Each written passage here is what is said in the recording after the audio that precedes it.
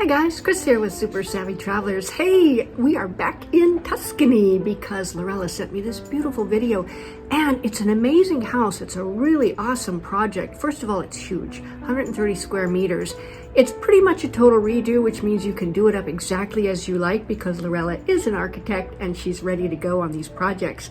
Now, it also is in the historic center of Valiano, but it has a beautiful garden. Check it out, you guys. This is an unusual property because many centro storico properties don't have gardens. Take a look.